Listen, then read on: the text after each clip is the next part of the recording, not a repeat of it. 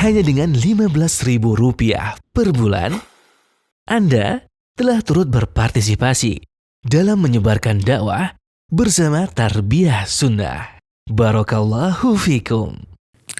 Baik, bismillahirrahmanirrahim. Assalamualaikum warahmatullahi wabarakatuh.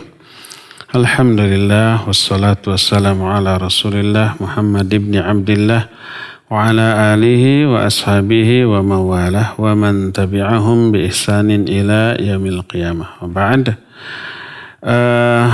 Para jamaah Majelis Ta'lim Al-Ikhlas di Jati Bening Estate, Bekasi yang Allah muliakan, ini pengajian khusus ibu-ibu, tapi bapak-bapaknya tidak terlarang untuk ikut gabung. Alhamdulillah kita kembali berjumpa melanjutkan pembahasan kitab At-Tadhkirah susunan Al-Imam Al-Qurtubi rahimahullahu ta'ala. Tema yang kita akan angkat sekarang ini adalah kondisi wajah manusia di dunia, di akhirat nanti. Kalau di dunia kita tahu kayak begini, ada yang gelis, ada yang kasep, ada juga yang goreng patut, jelek gitu ya. Tapi bentuknya tetap sempurna. Tapi di akhirat itu berbeda.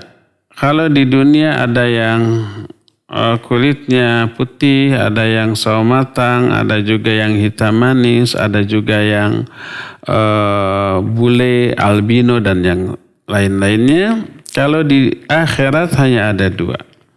Ada yang putih, ada yang hitam. Dan ini diterangkan oleh Allah Azza wa Jalla dalam Al-Quran. Yauma tabyaddu wujuh wa taswaddu wujuh. Ada wajah-wajah yang putih, yang cerah, yang bercahaya, yang bersinar. Ada juga wajah-wajah yang hitam kelam. Ya. Imam At-Tirmidzi meriwayatkan dari Abu Ghalib, dia berkata, Ra'a Abu Umamah ru'usan mansubatan ala burj Dimashq. Faqala Abu Umamah kilabun nar syarru qatla tahta adimis sama' khairu qatla man qataluh. Thumma qara'a qawlahu ta'ala yawma tabyaddu wujuh wa taswaddu wujuh ila akhiril ayah. Aku melihat Abu Umamah Al-Bahili radhiyallahu anhu, seorang sahabat. Dia melihat kepala-kepala yang dipasang, yang ditegakkan di atas menara Damaskus. Ini kepala yang dipenggal, yang dihukum mati. Karena mereka ini khawarij. Lalu berkata Abu Umamah, kilabun nar khairu qatla tahta adimis sama. Inilah anjing-anjing neraka. Ini didasarkan kepada hadis Nabi SAW, ahlul bid'ah kilabun nar. Para ahli bid'ah itu adalah anjing-anjing neraka. Ini hadis Nabi SAW. Bukan perkataan pribadi saya, bukan. Lalu Abu Umamah menyatakan inilah anjing-anjing neraka. Karena itu khawarij. Seburuk-buruk orang yang terbunuh yang ada di kolong langit ini. Dan sebaik-baik orang adalah yang membunuhnya. Yang membunuh kalangan khawarij. Karena Nabi SAW menyatakan bahwa nanti akan muncul di akhir zaman orang-orang yang amat sangat rajin sekali membaca Al-Quran, salat malam, tetapi la yujawizu taraqiyahum. Bacaan mereka itu tidak melewati tenggorokannya, enggak sampai ke hati. Lalu Nabi SAW di akhir hadis ini menyatakan siapa orang yang menemui mereka maka bunuhlah mereka, perangilah mereka. Maka yang dimaksud adalah mereka khawarij. Yakhrujuna min din kama yakhruju ar-ramiyah minal qus. Kata Nabi SAW, mereka itu keluar dari agama. Yakhrujuna minad din. kama sebagaimana terlepasnya anak panah dari busurnya. Mereka murtad, ya. Nah, inilah kata Abu Umamah, anjing-anjing neraka. Seburuk-buruk orang yang terbunuh yang ada di muka bumi, sedangkan orang yang membunuhnya adalah sebaik-baik manusia. Kemudian Abu Umamah Al-Bahili radhiyallahu an membacakan ayat yang terdapat dalam surah Ali Imran 106, yauma tabyaddu wujuh wa taswaddu wujuh. Ada hari di mana wajah-wajah ada yang bercahaya tapi juga ada yang hitam kelam. Berkata Abu Ghalib, qultu li Abi Umamah Al-Bahili. Aku bertanya kepada Abu Umamah Al-Bahili radhiyallahu an. Anta sami'tahu min Rasulillah sallallahu alaihi wasallam? Apakah engkau mendengar hadis itu dari Rasul sallallahu alaihi wasallam? Ditanya dalilnya. Ataukah ini pendapat pribadi Abu Umamah? Maka beliau menjawab, laulam asma'hu illa marrah aw marratain aw thalathan hatta adda sab'an ma haddatsukumuhu. Seandainya aku hanya mendengar sekali, 2 kali atau 3 kali sampai 7 kali, hanya mendengar hanya sampai 7 kali saja, aku tidak akan menceritakannya kepada kalian. Menunjukkan beliau sering mendengar Rasul sallallahu alaihi wasallam menyampaikan hadis ini, ya. Ada hadis lain yang diterima dari Ibnu Umar radhiyallahu anhuma. Berkata Rasul alaihi salatu wasallam ketika menerangkan surah Ali Imran 106 ini, yauma tabyaddu wujuh wa taswaddu wujuh. Ada hari ketika wajah-wajah ada yang bercahaya, ada juga wajah yang hitam. Maka berkata Ibnu Umar, yakni tabyaddu wujuhu ahli sunnah wa taswaddu wujuhu ahli bidah. Maksudnya adalah hari ketika wajah-wajah ahlu sunnah itu bercahaya, putih, bersinar, sumringah, dan menghitamlah wajah-wajah ahlul bidah. Hadis ada aku berkata, kata Imam Al-Qurtubi, hadza qaul Ibnu Abbas wa ghairuhu minal ayah. Ini pun merupakan pendapat Ibnu Abbas dan sahabat-sahabat lainnya tentang ayat ini. Mereka menyatakan tabyaddu wujuh ahli sunnah wa taswaddu wujuh ahli bidah. Pada hari itu bercahayalah wajah-wajah ahlu sunnah dan hitam kelamlah wajah-wajah ahlul bidah. Berkata Imam Malik dari Imam Malik bin Anas radhiyallahu an, dia menyatakan hiya min ahlil ahwa. Adapun orang yang hitam wajahnya, mereka adalah termasuk pengikut hawa nafsu. Berkata Al-Hasan hiya fil munafiqin. Orang-orang yang hitam wajahnya itu adalah orang-orang munafik. Berkata Qatadah, al-murtadin, mereka itu orang-orang yang murtad. Berkata Ubay bin Ka'ab, hiya fil kuffar, dan orang-orang yang tersebut adalah orang-orang kafir. Dan ini pendapat juga dipilih oleh Imam At-Tabari, Imam Ibnu Jarir At-Tabari dalam kitab tafsirnya. Walhasil, orang-orang yang wajahnya akan memutih, bersinar, bercahaya, sumringah karena penuh kebahagiaan adalah ahlu sunnah. Adapun orang-orang yang hitam wajahnya, mereka adalah pengikut hawa nafsu, mereka adalah al-bid'ah, mereka orang-orang munafikin, orang-orang murtadin, dan orang-orang kuffar. Ya, inilah 2 jenis manusia di akhirat dari aspek wajahnya. Lalu di akhir bab ini Imam Al-Qurtubi berdoa, Allahumma bayyid wujuhana yauma tabyaddu wujuh yauma tabyaddu wujuhu awliyaik wa la tusawwid wujuhana yauma taswaddu wujuh a'daik bihaqqi rusulik wa anbiyaik wa asfiyaik bifadlika ya dzal fadlil azim wa karamikal karim. Ya Allah, putihkan, bersinarkan, bercahayakan wajah-wajah kami pada saat, pada hari memutihnya, bercahayanya wajah para walimu. Dan jangan engkau hitamkan wajah-wajah kami pada hari ketika wajah-wajah musuh-musuhmu hitam dengan hak para rasulmu, para nabimu, para kekasihmu, dengan karuniamu wahai pemilik karunia yang agung dan kemuliaan zat yang maha mulia. Ya, inilah penjelasan tentang wajah yang putih dan wajah yang hitam di akhirat nanti. Selesai itu penjelasan ini.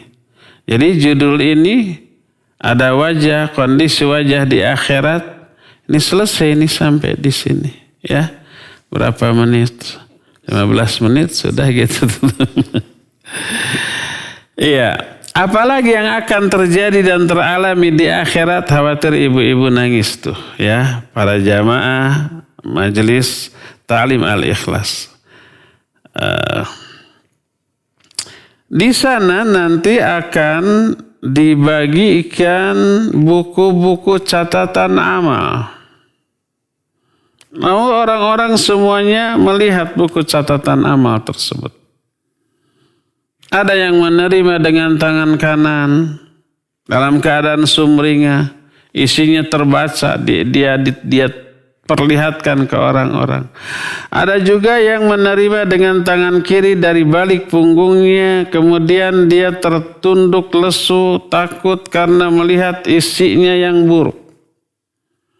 Berkata Abdullah bin Mubarak rahimahullahu ta'ala menukil satu riwayat dari Ibnu Abdurrahman dari seseorang dari Bani Asad. Dia berkata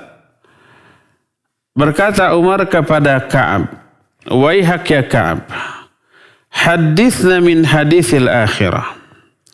Kata Umar, "Wahai Ka'ab, ceritakan kepada kami satu hadis tentang akhirat." Maka berkatalah Ka'ab, "Na'am ya Amirul Mu'minin." Baiklah wahai Amirul Mu'minin. "Idza kana yaumul qiyamah rufi'an lauhul mahfuz falam yabqa ahadun minal khalaiq illa wa huwa yanzuru ila amalih. Qala thumma yu'ta fis suhuf allati fiha amalul ibad fatunsharu hawla al-'arsh wa dhalika qawluhu ta'ala wa wudi'al kitab fataral mujrimina musfiqina mimma fihi wa yaquluna ya wailatana ma li hadzal kitab la yughadiru saghiratan wala kabiratan illa ahsaha." Qala al-Asad, "As-saghirah ma duna syirk wal kabirah asyirk illa ahsaha."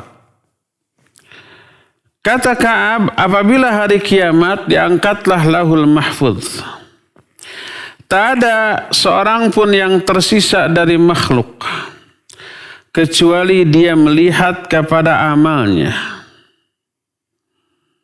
Kemudian didatangkan buku catatan amal yang di dalamnya tertulis amalan setiap hamba, lalu disebarkan di sekitar arsy. Dan itulah yang dimaksud dengan ayat yang terdapat di dalam Al-Quranul Karim. Allah Azza wa Jalla berfirman dalam surah Al-Kahfi ayat 49, kata Allah, "Wa wudi'al kitab." Diletakkanlah kitab catatan amal. "Fataral mujrimina musfiqina mimma fih." Maka engkau melihat orang-orang yang durhaka itu tertunduk, takut karena isi dari buku catatan amal tersebut. Wa yaquluna, lalu mereka berkata, ya wailatana, ma li hadzal kitab, aduh celaka kita. Kitab apa ini? Catatan apa ini? La yughadiru saghiratan wala kabiratan illa ahsaha, yang tidak melewatkan baik amalan kecil apalagi amalan besar kecuali semuanya tertulis. Dosa kecil tertulis apalagi dosa besar. Maka berkata Al-Asadi, yang dimaksud dosa kecil adalah semua dosa selain syirik. Dan yang dimaksud dosa besar adalah dosa syirik. Semuanya tertulis. Lalu Ka'ab melanjutkan, "Tsumma yud'al mu'min fayu'ta kitabahu biyaminih fayanduru fihi fahasanatuhu badiyatun linnas wa huwa yaqra'u sayyi'atihi." Lalu dipanggillah orang mukmin, lalu diberikan kitab catatan amal dari sebelah kanannya. Dia melihat, maka amal-amal kebaikan, catatan kebaikannya itu terbuka, nampak, terlihat oleh semua manusia. Lalu dia membaca amal-amal buruknya. Sebagaimana yang sudah pernah kita bahas di beberapa pertemuan yang lalu, kalau orang mukmin memulai membaca buku catatan amal dari dosa-dosanya, keburukan-keburukannya. Dia merasa keburukannya, dosanya banyak dan menganggap atau meyakini dirinya akan binasa. Lalu oleh Allah Azza wa Jalla dikatakan ini sekarang dihapus, diampuni dosa-dosa ini. Lalu mulailah masuk membaca amal-amal baik. Berkata Fudail bin Iyad ketika beliau membaca ayat ini, ayat surah Al-Kahfi ayat 49, wa wudi'al kitab fataral mujrimina musyfiqina mimma fih. Diletakkan kitab, engkau melihat orang-orang durhaka itu tertunduk, takut melihat isi dari catatan amalnya ini. Berkata Fudail bin Iyad rahimahullahu ta'ala ketika membaca ayat ini, ya wailatana dhajju ilallahi minas saghair qabla al-kabair. Aduh celaka kita, mereka mengadukan kepada Allah dari mulai dosa-dosa kecil sebelum diungkapkannya dosa-dosa besar. Berkata Ibnu Abbas radhiyallahu anhuma, as-saghirah at-tabassum wal kabirah ad-dhahak, yakni ma kana min dzalika fi ma'siyatillah. Kata Ibnu Abbas, adapun dosa-dosa kecil maknanya adalah dosa yang ketika dia bermaksiat dia tersenyum, dan dosa besar adalah dosa yang ketika dia bermaksiat dia tertawa. Oleh karena itulah maka sekecil apapun dosa itu akan dicatatkan oleh Allah dalam catatan amalan kita. Lalu Nabi SAW memberikan gambaran, ilustrasi tentang dosa-dosa kecil. Kata beliau, innama muhaqqirati dhunub kamithli qaumin nazalu bifalatin minal arad wa hadara sani'ul qaum fantalaqa kullu rajulin minhum yahtatib faja'ala rajul yaji'u bil'ud wal akhar bil'udain hatta jama'u aswadan wa ajajun naran fashaw khuzbahum wa anna adh-dhanba as-saghira yajtami'u 'ala sahibihi fayuhlikuhu illa ayaghfirallahu wattaqu muhaqqirati dhunub fa inna laha minallahi taliban.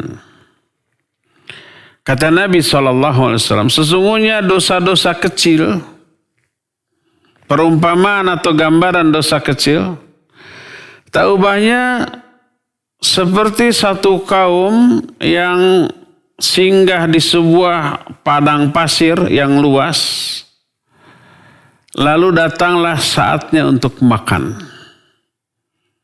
mungkin lunch, mungkin dinner. Pokoknya saatnya makan. Tapi sebelum makan kan mereka harus masak dulu kan. Maka setiap orang masing-masing mencari kayu bakar.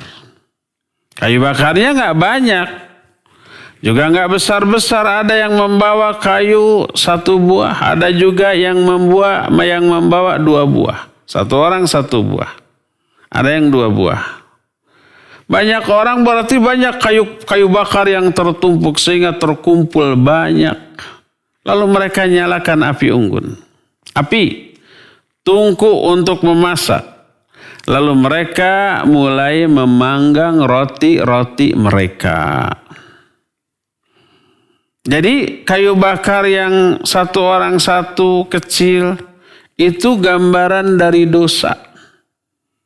1 kayu, 1 orang 1 kayu, ada puluhan orang udah puluhan kayu dan itu banyak. Cukup untuk bisa membakar apapun. Oleh karena itu sungguhnya dosa kecil itu akan tertumpuk, terakumulasi bagi pelakunya. Lalu akan membinasakannya.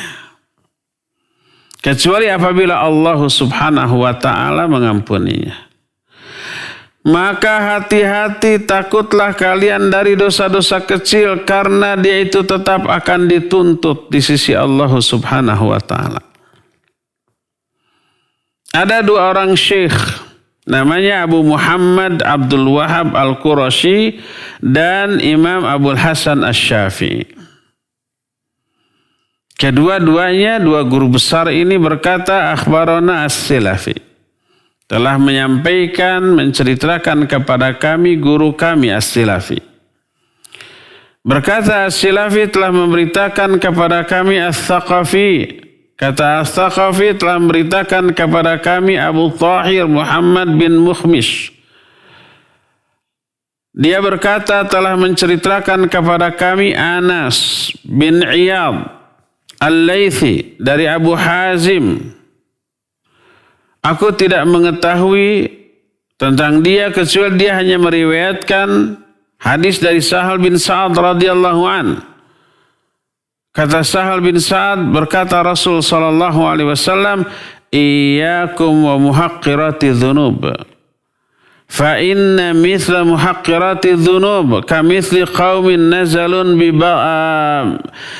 batni wadin faja'a dha ba'udin wa ja'a dha ba'udin hatta jama'u ma andaju bihi khuzbahum.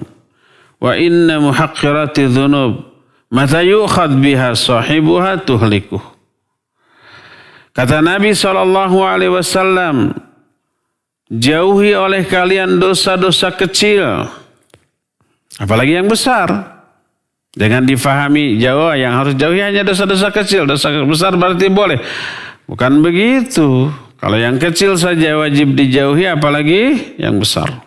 Jauhi oleh kalian dosa-dosa kecil. Karena sungguhnya perumpamaan dosa-dosa kecil itu seperti satu kaum yang singgah di sebuah lembah. Lalu ada orang yang membawa 1 kayu bakar, yang lain 1 kayu bakar, sampai bertumpuk banyak lalu dinyalakan api. Yang mencukupi mereka untuk memanggang roti-roti mereka. Sesungguhnya dosa-dosa kecil ketika ditimpakan oleh Allah kepada pelakunya, maka itu akan membinasakannya. Dulu kita pernah membahas salah satu alasan dosa kecil ini harus dijauhi.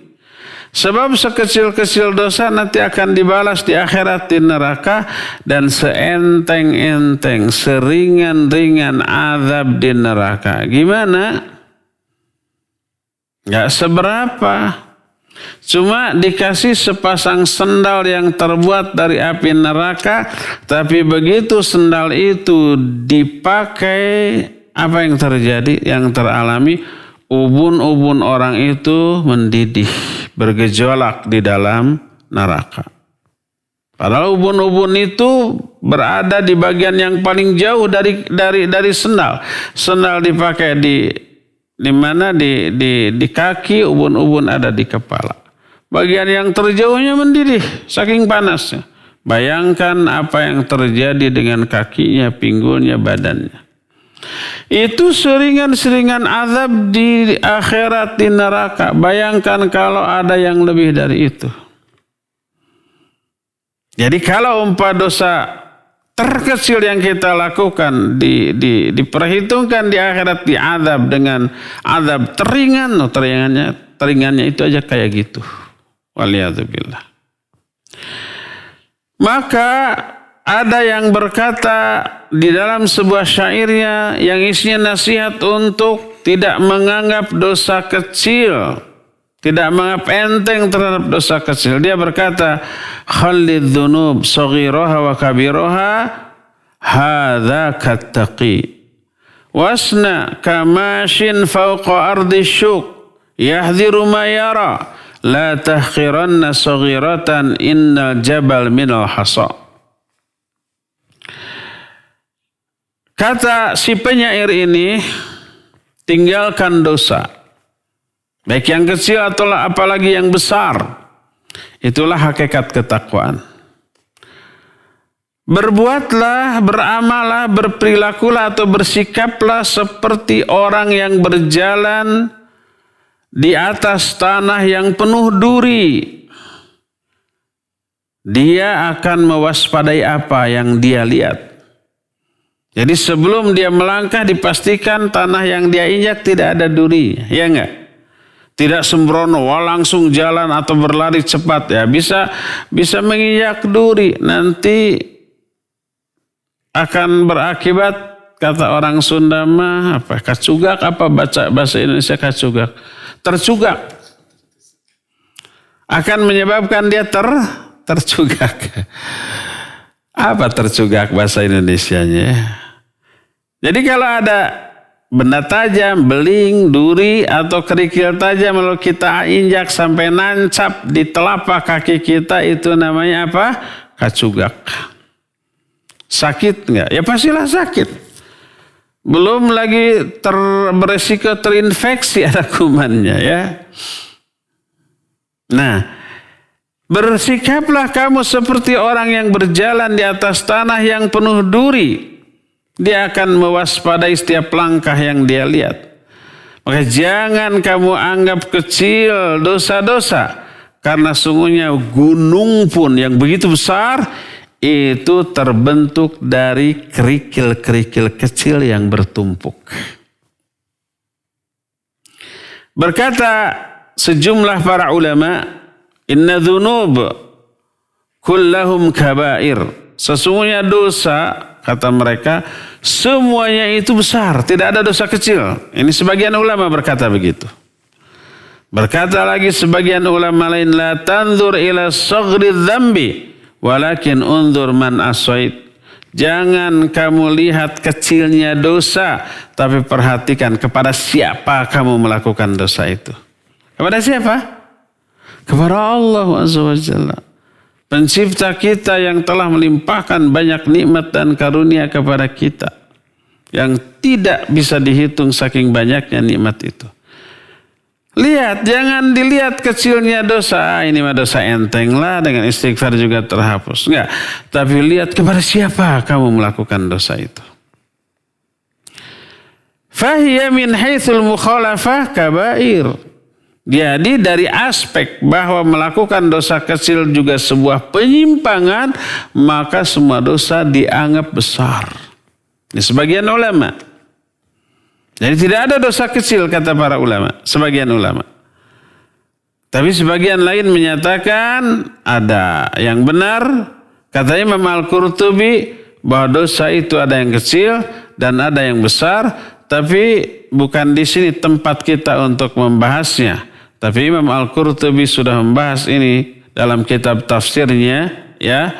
Kitab Jami' Ahkamil Quran, Sunan Imam Al-Qurtubi, itu tafsir ketika menafsirkan Al-Quran surah An-Nisa tentang masalah itu, ya. Inilah penjelasan tentang apa? Tentang dibagi-bagikannya kitab catatan amal.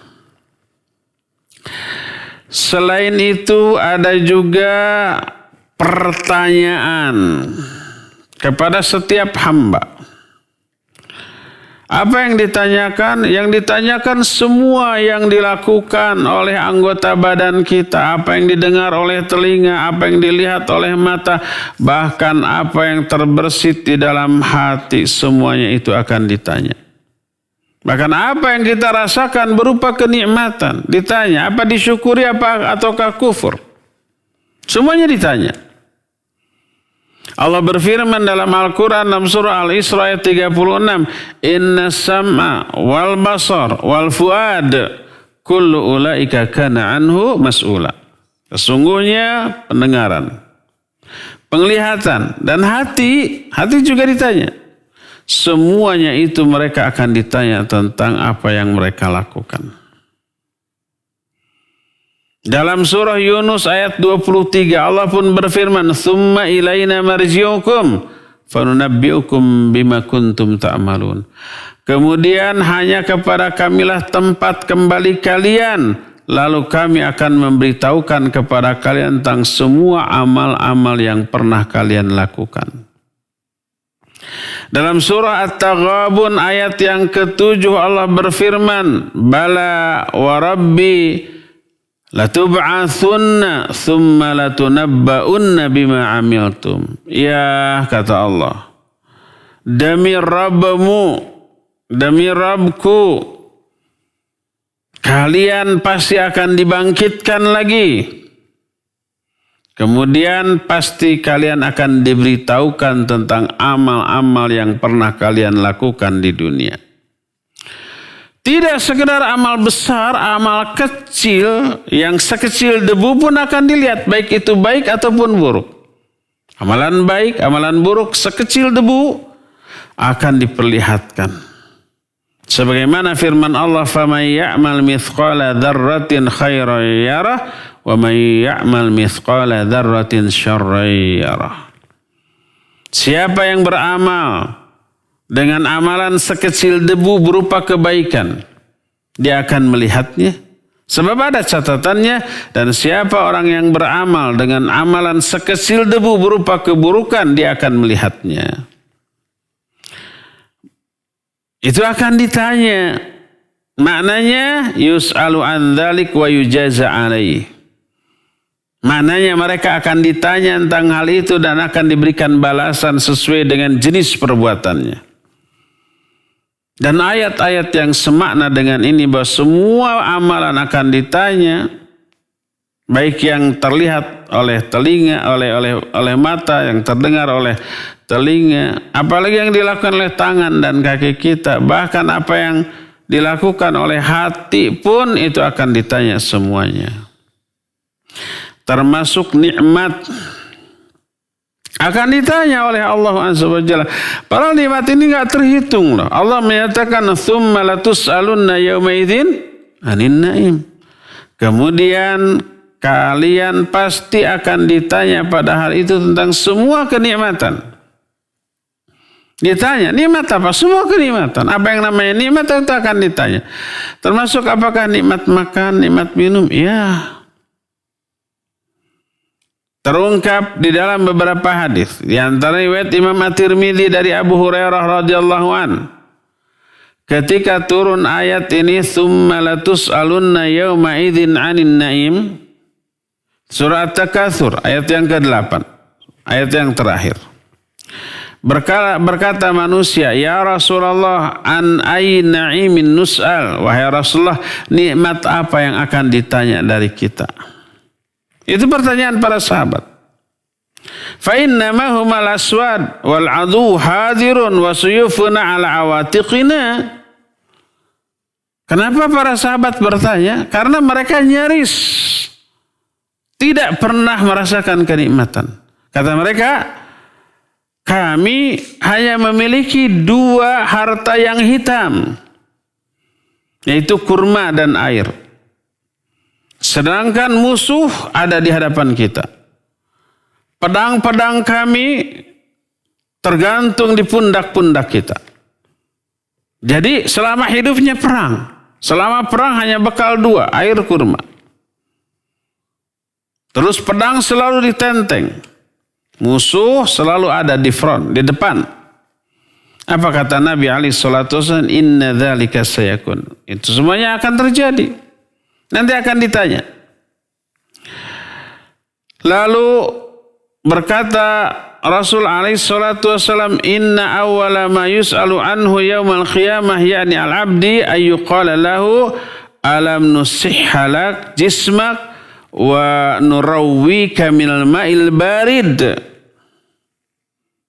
Sesungguhnya hal yang pertama kali ditanya dari seorang hamba pada hari kiamat akan ditanya, bukankah dulu kami telah mensehatkan jasadmu dan telah memuaskan rasa dahagamu dengan air yang dingin?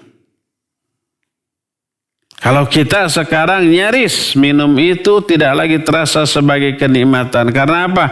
Saking sudah rutinnya sehari kita puluhan kali. Bangun tidur, minum. Sebelum gosok gigi. Itu kata yang paling bagus ya. Jadi sebelum apapun begitu bangun tidur itu jangan kayak lagu ku terus mandi. Tapi minum. Bangun tidur ku terus minum. Kumur-kumur lalu lek ditelan, jangan dimuntahkan. Kenapa? Wallahu a'lam. Ini anjuran dari para dokter, anjuran dari para herbalis. Konon katanya air liur kita ketika bangun tidur itu banyak mengandung antioksidan. Yang bagus untuk tubuh kita, untuk imunitas kita. Baru setelah minum segelas atau 2 gelas kalau bisa. Dan itu adalah sangat bagus. Minum air putih ketika perut kosong, di saat baru bangun tidur, di saat air liur kita itu penuh dengan antioksidan, itu bagus. Haruslah itu gosok gigi, wudu, sholat dan seterusnya. Nikmat apa tidak? Nikmat. Tapi saking seringnya kita sehari entah berapa puluh kali kita minum, tidak lagi terasa sebagai sebuah kenikmatan. Kata Nabi SAW nanti, kalian akan ditanya, bukankah kami telah menyehatkan jasadmu dan telah memuaskan dahagamu dengan air yang dingin? Inilah yang akan ditanya pada hari kiamat nanti. Termasuk langkah-langkah yang kita lakukan itu ditanya. Kemana kita melangkah, dalam rangka apa? Sebagaimana sebuah riwayat berkata Rasul SAW, ma min abdin yakhtu khutwatan illa su'ila anha ma arada biha. Tidaklah seorang hamba melangkah dengan satu langkah kecuali dia akan ditanya untuk apa dia melakukan langkah itu. Kemana dia menunjukkan langkahnya itu. Ke tempat kebaikan ataukah keburukan. Ke masjid, ke madrasah, ke pesantren, ke majlis taklim, ataukah ke pasar dan ke mall. Ke pasar, ke mall bagus enggak? Tergantung mau apa. Kalau mau nyopet ya enggak bagus. Tapi kalau mau belanja untuk menafkahi anak istri ya bagus. Ya. Jadi seperti itu. Semuanya itu akan diapa? Akan ditanya. Dan banyak lagi hadis-hadis lain yang menjelaskan bahwa yang akan kita alami di akhirat nanti, pertama wajah-wajah kita berbeda. Semoga Allah memutihkan wajah kita di akhirat nanti. Dan semoga Allah tidak menghitamkan setitik pun dari wajah kita di akhirat nanti. Terus yang keduanya dibagikan buku catatan amal, yang ketiganya ada pertanyaan. Yang ditanya adalah seluruh indera kita, anggota tubuh kita, amal kita, termasuk hati kita, dan termasuk juga apa? Nikmat kita. Nikmat yang pernah kita alami, ya. Taib, cukup sampai di sini saja dulu untuk sekarang. Insya Allah nanti kelanjutan dari pembahasannya akan kita teruskan di pertemuan yang akan datang. kita sekarang masih punya sisa waktu untuk bertanya jawab. Dipersilakan untuk menyampaikan pertanyaan baik melalui telepon, nanti akan dikemukakan nomornya, ataupun melalui WA, melalui SMS, nanti akan dipandu oleh pembawa acara. Kepada Cepi Septina dipersilakan untuk memandu tanya jawab dengan pendengar dan pemirsa. Wassallallahu ala nabiyina Muhammadin wa ala alihi wa wasallam. Mangga. Syukran Ustaz atas pemaparan materi yang disampaikan. Dan ikhwati man azani Allah wa iyyakum, para pendengar dan pemirsa dimanapun antum berada, silakan bagi antum yang akan bertanya langsung melalui line telepon, bisa melalui line telepon di nomor 022 8686 2637 atau melalui pesan singkat ke nomor 0811 227 1476. Baik, sudah ada penelpon yang masuk. Ya, silakan. Assalamualaikum warahmatullahi wabarakatuh. Waalaikumsalam warahmatullahi wabarakatuh. Silakan Pak. Ya, saya mau tanya Ustaz. Ya, Pak Tadi, Mulyono. Ya, tadi sudah dengarkan banyak masalah wajah-wajah di akhirat dan pembagian kitab-kitabnya. Yang saya tanyakan, dosa-dosa kecil itu dosa seperti apa saja dan dosa besar? Karena saya belum tahu dosa kecil tadi berapa apa, belum saya dengar. Sekian, Assalamualaikum warahmatullahi wabarakatuh. Waalaikumsalam warahmatullahi wabarakatuh. Iya, taib, barakallahu fik Pak Mulyono ya. Di Margahayu. Pertanyaannya batasan dosa kecil dan dosa besar. Tadi sudah diterangkan la yughadiru shaghiratan wala kabiratan illa ahsaha. Kitab catatan amal apa ini? Yang tidak melewatkan dosa kecil ataupun dosa besar kecuali semuanya tertulis. Tadi sudah dikatakan sebagian ulama menafsirkan dosa kecil adalah semua dosa selain syirik. Dan dosa besar adalah dosa syirik. Ini yang pertama ya. Yang kedua, berkata Imam Az-Zahabi rahimahullah ketika menjelaskan definisi dari dosa besar. Dalam kitab Al-Kabair. Al-Kabair itu dosa-dosa besar. Beliau menyatakan dosa besar itu adalah dosa yang pertama melanggar Al-Quran. Baik melanggar larangan atau mengabaikan perintah. Kalau ada perintah dari Al-Quran terus diabaikan, itu dosa besar. Atau melanggar, kalau umpama larangan dalam Al-Quran tidak boleh begini, tidak boleh begitu, lalu dilanggar, maka itu dosa besar. Seperti mengabaikan sholat, mengabaikan saum, mengabaikan zakat, ya, mengabaikan haji, itu semuanya dosa-dosa besar. Atau melanggar apa yang dilarang, seperti melanggar larangan untuk berjudi, berzina, bermabuk, berdusta, bergibah, memfitnah, itu semuanya terlarang. Melanggarnya adalah dosa. Itu yang pertama. Kedua, setiap dosa yang terancam dengan azab, baik azab di alam barzakh ataupun di alam akhirat, di neraka nanti. Ataupun penderitaan yang dijanjikan di mana? Di padang mahsyar nanti. Seperti umpamanya contoh, salah satu penyebab azab kubur adalah orang itu tidak bersih-bersih setelah kencing. Jadi setelah kencing, dia tidak membersihkan dirinya. Tidak cebok. Tidak ombeh, tidak bebersih. Nah, itu biasa banyak tuh di terminal-terminal.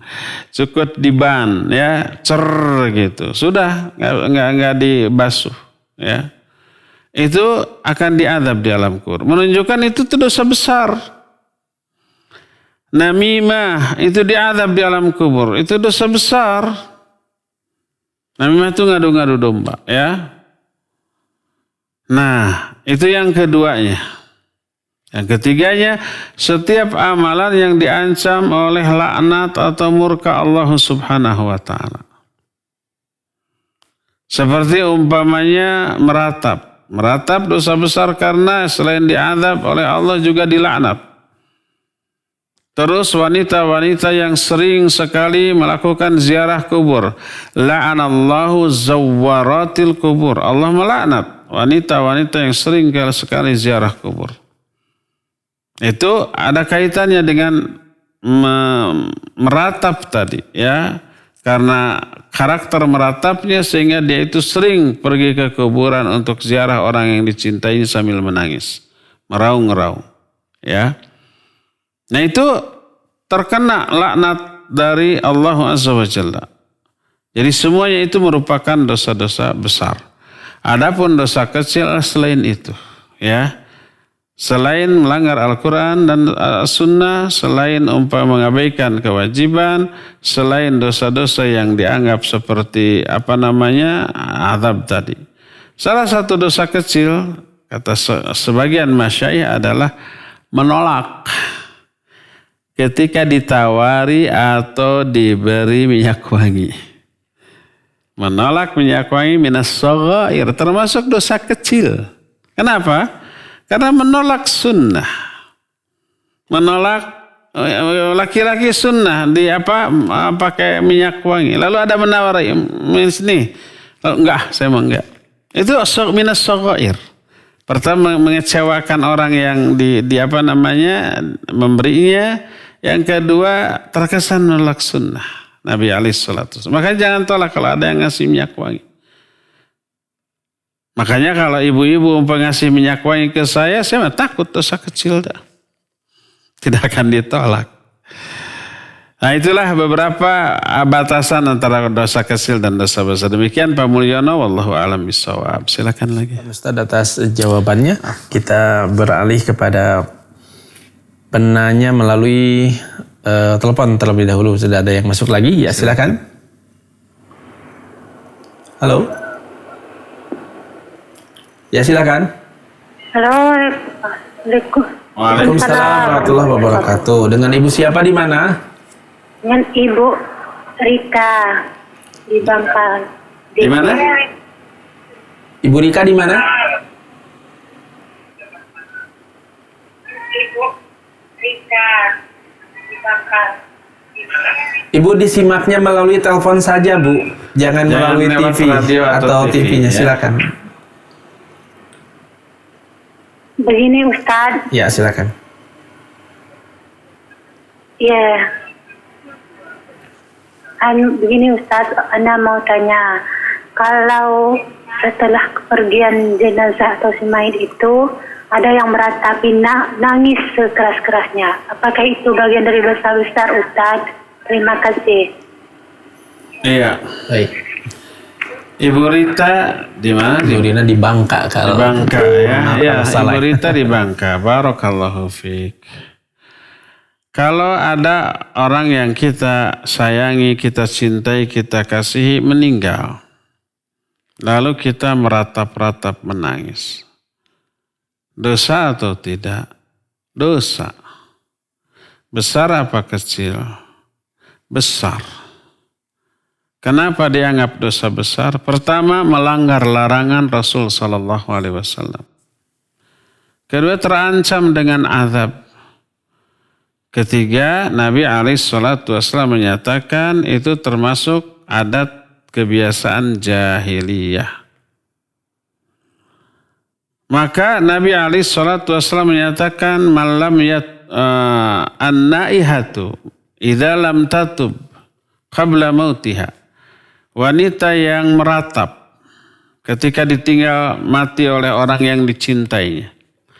Kalau dia tidak bertobat sebelum matinya, maka akan diazab oleh Allah dengan cara diberikan jarab dan pakaian dari timah yang mencair. Kenapa timah mencair? Karena panas. Kalau nggak panas mah nggak akan mencair. Kalau mencair berarti panasnya juga mungkin ratusan derajat Celcius atau bahkan mungkin ribuan. Jadi semua badan-badan orang tersebut akan diberikan dulu kuman-kuman, jaram-jaram yang memakan kulit dan dagingnya, lalu dipakaikan Dipakaikan logam panas sebagai pakaian bagi dia. Dan itu ancaman bagi orang yang meratap apabila dia tidak tobat dari meratapnya sebelum kematiannya. Dan itu menunjukkan apa? Dosa besar. Berdasarkan hal itulah maka tidak boleh meratap. Di dalam hadis itu disebutkan an-naihatu, wanita yang niyahah. Bagaimana sekarang kalau laki-laki yang niyahah, niyahah itu yang meratap. Apalagi laki-laki. Disebut an-naihatu, wanita yang meratap. Karena kebiasaan umumnya yang meratap itu apa? Wanita. Umumnya. Laki-laki jarang karena lebih kuat mentalnya. Makanya disebutkan wanita. Adapun kalau ada laki-laki terus meratap seperti wanita ketika ditinggal mati oleh orang yang dicintainya, maka azabnya bisa lebih dahsyat daripada azab untuk para wanita. Ya, demikian berita, wallahu a'lam bishawab. Silakan lagi. Ya, syukran Ustaz atas jawabannya. Kita beralih ke penanya melalui pesan singkat dulu dari pemirsa Handil Mengaji. Beliau Handil. Gimana tuh? Dari Handil Mengaji, beliau bertanya, Ustadz, jika dulu di waktu jahiliyah kita banyak berbuat keburukan, yang itu semua tertulis di buku catatan kita. Alhamdulillah saat ini saya sudah hijrah dan bertobat dengan tidak mengulanginya lagi keburukan-keburukan yang dulu. Apakah semua yang tertulis keburukan dulu itu akan dipertanggungjawabkan di akhirat kelak nanti, Ustadz? Silakan. Baik, barakallahu fiik. Handil Mengaji, Handil TV ya, entah di mana tuh. Penanya menyatakan dulu di zaman jahiliyah banyak melakukan dosa. Jangan katakan zaman jahiliyah. Pada waktu dulu gitu saja. Waktu saya masih muda atau masih belum dapat hidayah. Jangan disebut jahiliyah. Karena jahiliyah itu mengandung konotasi takfir. Takfir itu mengap kafir waktu zaman kita dulu. Karena dosa-dosa besar yang kita lakukan. Ingat, dosa besar yang dilakukan oleh seseorang selama dia masih meyakini keharamannya, dia tidak kafir.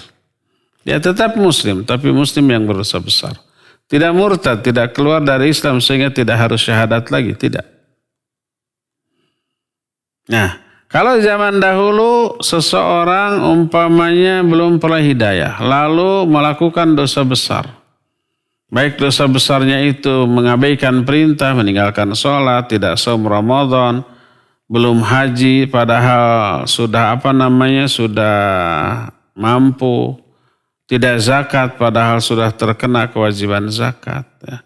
Atau melanggar yang dilarang, mungkin pernah mabuk, berjudi, berzina, pernah umpamanya makan riba, pernah juga nyolong dan seterusnya. Itu dicatat? Ya dicatat. Tapi sekarang sudah berhenti. Sudah berhijrah istilahnya. Jadi semua dosa-dosa besar tadi sudah tidak dilakukan lagi. Salat, saum, zakat, haji sudah semua dilakukan. Tidak ada yang kelewat. Semua perbuatan buruk sudah tinggalkan. Apakah dengan berhenti dari semua itu terhapus? Tergantung. Kalau berhentinya karena tobat, ya terhapus. Tapi kalau berhentinya itu tidak tobat, maka tidak terhapus. Tahu, saya dulu dosa, sekarang enggak. Gitu ya. Akhirnya tidak dilakukan lagi. Maka itu belum tobat. Taubat harus memenuhi 7 syarat. Itu yang disebut dengan taubatan nasuha. Pertama, berhenti dari perbuatan itu. Jadi berhenti itu hanya salah satu syarat sahnya taubat, bukan satu-satunya.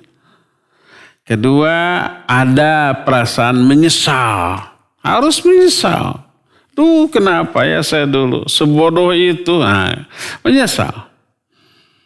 Ketiga, bertekad tidak mengulang kembali dalam keadaan apapun. Keempat, kalau dosa itu berkaitan dengan hak orang lain, pernah ngambil barangnya, pernah menghinanya, terang-terangan atau mendoliminya, cepat kembalikan. Kalau mengembalikan kezaliman ya dengan meminta maaf. Maaf ya, dulu saya pernah jahat, pernah nonjok, pernah nempeleng, pernah menghina di hadapan banyak orang gitu ya. Akui saya salah, keliru, maka mohon maaf. Kalau sudah mohon maaf, mau dimaafkan, mau tidak, itu urusan dia. Urusan kita, kewajiban kita kepada Allah meminta maaf. Kepada Allah kita sudah bertobat. Kepada manusia yang kita zalimi kita sudah minta maaf. Terus kalau menggibahinya gimana? Apakah harus diberitahukan bahwa dulu saya pernah menggibahi kamu, maaf ya? Tergantung. Kalau orang itu tahu, mendengar bahwa kita menggibahinya, ya akui dan minta maaf. Tapi kalau dia tidak tahu, oh kita pernah menggibahinya, makanya dia baik tetap ke kita, menganggap sahabat, padahal kita di belakang dia jahat loh. Maka jangan diberitahukan, ya. Cukup ralat gibahan kita yang pernah kita omongkan tentang keburukan dia, ralat di hadapan orang-orang yang dahulu kita pernah menggibahi dia di hadapan mereka, lalu doakan kebaikan, ya. Syarat keempat itu. Syarat kelimanya, wajib ikhlas karena Allah, bukan karena dunia. Bukan karena tobat politis gitu ya. Dulu saya pernah jahat ke umat Islam, sekarang baik ke umat Islam. Karena sekarang saya tidak berkuasa lagi. Bisa diapa-apakan, tapi nanti pas ada power lagi saya akan jahat, tapi bisa begitu nanti ya. Agar selamat, cari selamat. Bukan karena takut dosanya, takut azabnya, tapi karena takut diamuk di dunia. Wajib ikhlas karena Allah SWT. Itu yang kelima. Keenam dan ketujuh menyangkut waktu. Apa waktunya? Waktunya lakukan tobat itu sebelum matahari terbit dari barat. Keduanya, lakukan tobat sebelum sakaratul maut. Sebelum nyawa ada di tenggorokan. Itulah 7. Kalau 7 ini terpenuhi, maka itu yang disebut dengan taubatan nasuha. Apa yang terjadi? Maka catatan amal buruknya dulu terhapus. Allah berfirman, "Wattubu ilallahi taubatan nasuha asa rabbukum ayyukaffira ankum sayyi'atikum wa yaghfir lakum." Taubatlah kalian kepada Allah dengan sebenar-benarnya taubat, maka Allah akan menghapus dosa-dosa kesalahan tersebut dan akan memberikan ampunan kepadamu.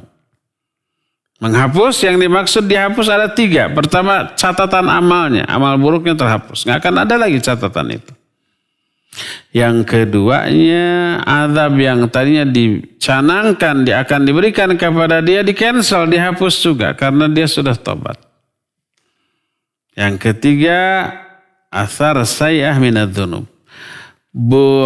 Dampak buruk dari dosa itu juga akan dihapus, ya. Maka kalau tobat dari semua dosa itu, maka terhapuslah catatan dari amal yang kita pernah lakukan, sehingga di akhirat tidak akan ada lagi. Yang ada hanyalah pahala dari tobat yang kita lakukan tersebut. Wallahu a'lam. Silakan lagi. Syukran Ustaz atas jawabannya. Kita beralih ke penanya selanjutnya dari Official Polisi Cinta Sunnah. Ustadz mau bertanya di luar tema, mohon maaf. Jika seseorang dengan tidak sengaja merusak barang orang lain dan barang tersebut hakikatnya barang haram, misal minuman keras, apakah kita harus mengganti, Ustadz? Silakan. Iya, dari Official PCS, Polisi Cinta Sunnah. Kalau kita menghilangkan, merusak barang orang lain yang haram, haruslah diganti? Enggak harus diganti. Memang itu harus dirusak. Harus dirusak, harus dibuang, gitu ya. Agar apa? Tidak dikonsumsi oleh orang lain, walaupun itu pemiliknya, ya. Terkecuali apabila barang haram tersebut bisa digunakan untuk sesuatu lain yang halal, yang tidak haram. Seperti contohnya umpamanya gitar. Gitar barang haram, maka tidak boleh dijual. Tidak boleh dibeli, tidak boleh dimanfaatkan untuk nyari nafkah, gombrang-gambreng gitu ya. Nah, tapi bisa nggak gitar dimanfaatkan untuk hal lain? Bisa. Dengan cara dipreteli, dicopot. Kayunya bisa dipakai menjadi kayu bakar gitunya. Atau umpamanya bisa dipakai untuk dibuat kursi, diubah bentuknya. Tali senarnya bisa dipakai untuk apalah gitu.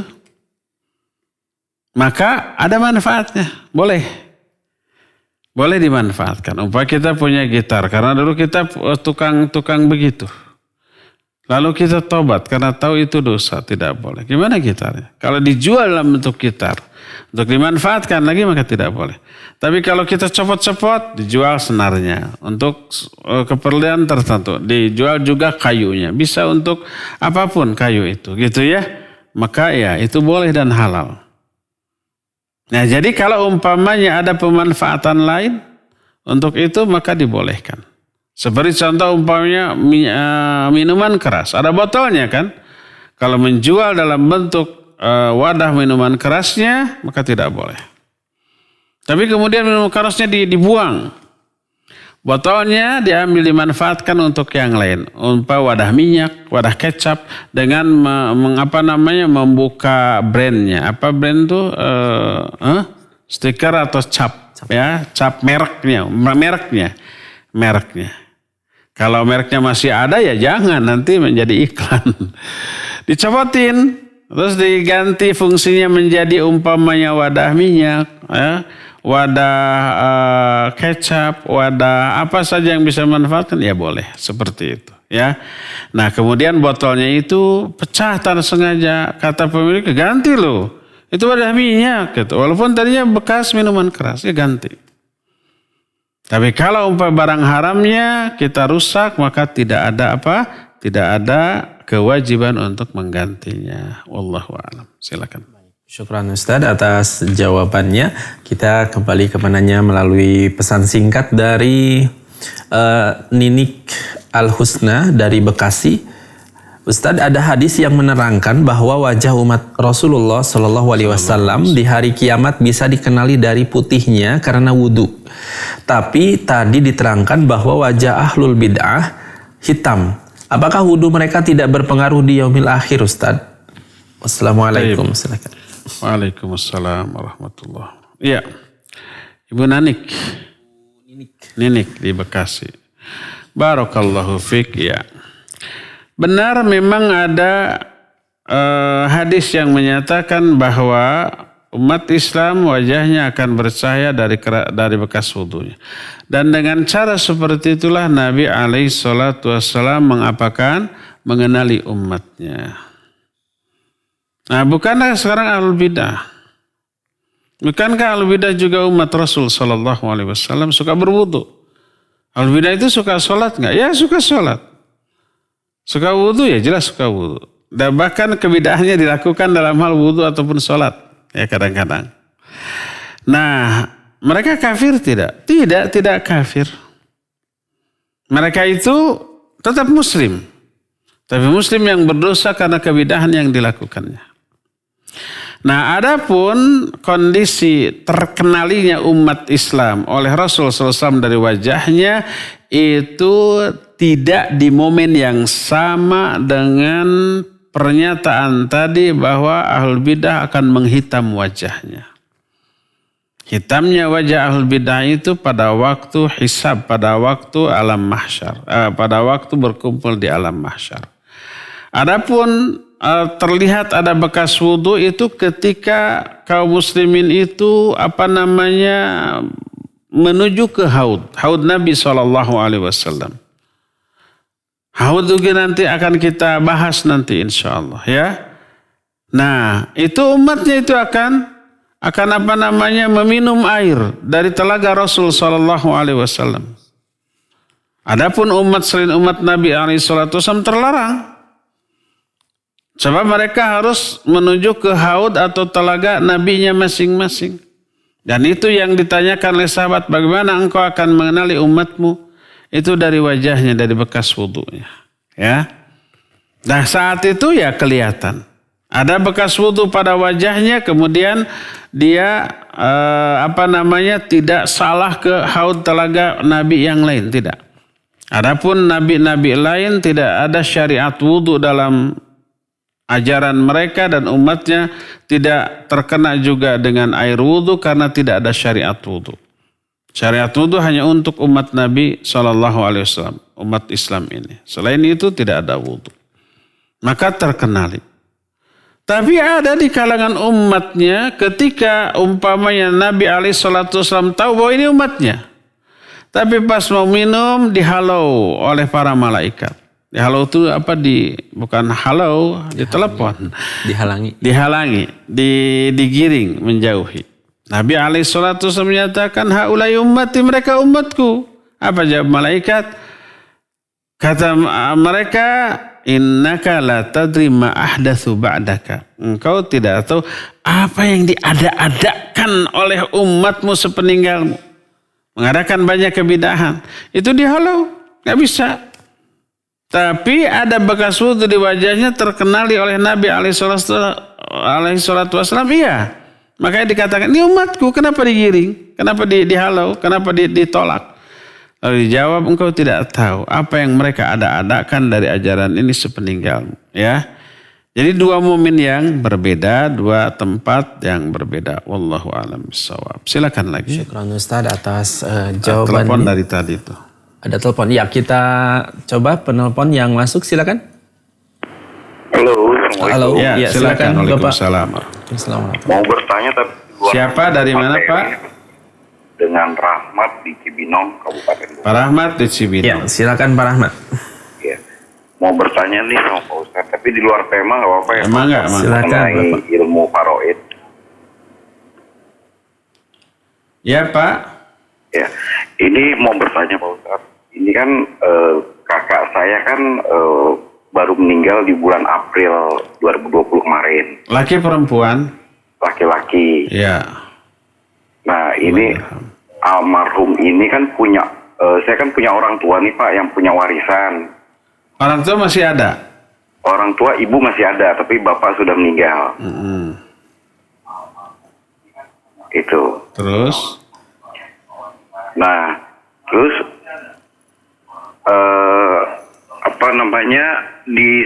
di almarhum ini kan punya istri kedua nih Pak. Karena istri pertamanya kan sudah meninggal tahun 2014. Iya. Terus tahun 2016 kakak saya ini menikah lagi. Nah, kakak saya menikah lagi. Nah, dengan istri yang pertama ini punya anak 4. Nah, terus karena meninggal tahun 2014 istri pertama, tahun 2016 kakak saya menikah lagi dan tidak punya anak sama istri yang kedua. Ya, itu 4 anak laki perempuan. Yang pertama anaknya perempuan. Yang jadi ada laki ada perempuan semua. Gitu ya? Ada laki ada perempuan, betul Pak Ustaz. Nah, tahun 2016 kan kakak saya menikah nih Pak Ustaz. Iya, nggak punya anak. Terus? Nggak punya anak sama istri yang kedua. Nah, terus kakak saya meninggal kemarin April 2020. Iya. Nah, pertanyaan saya, adakah haknya istri yang kedua ini atas warisan orang tua saya yang rumahnya itu, Pak Ustaz? Istri yang keduanya ini punya nggak hak waris atas rumah orang tua saya yang jadi warisan kakak saya ini? Dalam ilmu faraidnya seperti apa, Pak Ustaz? Iya. Terus pertanyaan saya yang kedua, rumah yang ditinggalkan sama kakak saya, yang milik kakak saya hasil pernikahan dari istri yang pertama, istri yang kedua ini punya hak apa tidak, Pak Ustaz? Taib. Sudah? Nah, itu pertanyaan. Sudah, Pak Ustaz. Iya. Terima kasih. Jazakallahu khairan. Iya. Assalamualaikum warahmatullahi wabarakatuh. Iya. Wa jazakallahu khairan. Waalaikumsalam warahmatullahi wabarakatuh. Pak Rahmatnya di Purwakarta apa di mana? Tambun. Lupa lagi itu. Taib. Ya, masalah faraid atau waris ini masalah yang complicated ya, harus jeli, harus ditelusuri siapa saja ahli warisnya, asal harta gitu yang data yang tadi dikemukakan sebenarnya belum lengkap semua. Pertama ya, kakaknya Pak Rahmat tadi meninggal dalam keadaan masih punya 3 ahli waris. Ahli waris yang pertama adalah ibunya kan masih ada ya, yang tidak ada bapaknya. Yang kedua istrinya, istri kedua. Kalau istri pertama nggak perlu disebut-sebut lagi karena sudah tidak ada. Ya. Yang ketiga, keempat anaknya itu ahli warisnya. Ya. Selain itu tidak boleh ada yang memiliki hak waris. Adik kakaknya tidak, ya. Kemudian pamannya, bibinya tidak ada. Jadi ahli warisnya cuma 3, ibunya, istrinya, dan anaknya. Nah, tapi ada yang belum tergali informasinya. Ketika sang ayah dari kakaknya ini meninggal, maka dia dapat warisan dari ayahnya yang meninggal. Ya, ketika ayahnya meninggal, ahli warisnya mungkin cuma 2 pihak, istrinya berarti ibu dari Pak Rahmat ini, ya. Dan anak-anaknya, ibunya dapat 1/8. Sisanya anak-anaknya asobah, ya. Berapa orang anak-anaknya kita tadi tidak sempat tergali, ya. Nah, kakaknya Pak Rahmat yang meninggal itu dapat hak waris dari harta peninggalan ayahnya. Nggak tahu apa, pokoknya dapat, ya. Berapa dapatnya? Ya, dia dapat umpamanya anaknya itu 5 orang, laki dan perempuan.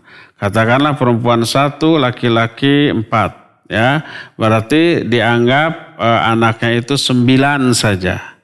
Karena apa? Laki-laki nanti dapat 2 bagian. Ya, nah nanti laki-laki dapat 2 bagian dari yang 1/8. Dari yang 7/8. Ya. Dari peninggalan ayahnya, ya. Begitu kakak Pak Rahmat ini meninggal, harta dia murni, baik harta hasil usaha dia termasuk harta warisan dari ayahnya. Itu yang kemudian menjadi warisan. Siapa yang berhak memperoleh warisan? Pertama ibunya, yang kedua istrinya, yang ketiga keempat anak-anaknya, ya. Nah, sekarang kakaknya Pak Rahmat yang meninggal itu menempati rumah. Rumah itu milik siapa? Milik ayahnya apa ya? Tadi pokoknya ya itu harus dibagi dulu harta warisan ayahnya dulu. Peninggalan ayahnya dibagikan ke istrinya dan ke anak-anaknya. Termasuk salah satu anaknya adalah kakak yang meninggal tadi. Sudah dapat dia murni keseluruhan harta dia, baik dari warisan ayahnya ataupun dari hasil usahanya, lalu meninggal, maka dibagi menjadi warisan untuk ibunya, untuk istrinya, dan untuk keempat anaknya, ya. Demikian Pak Rahmat, ya cukup sampai di sini saja ya, karena waktunya sudah habis. Insya Allah kita akan bersambung kembali di masa yang akan datang melanjutkan kajian ini. Subhanakallahum bihamdik, asyhadu an la ilaha illa anta, astaghfiruka wa atubu ilaik, walhamdulillahi rabbil alamin. Wassalamualaikum warahmatullahi wabarakatuh.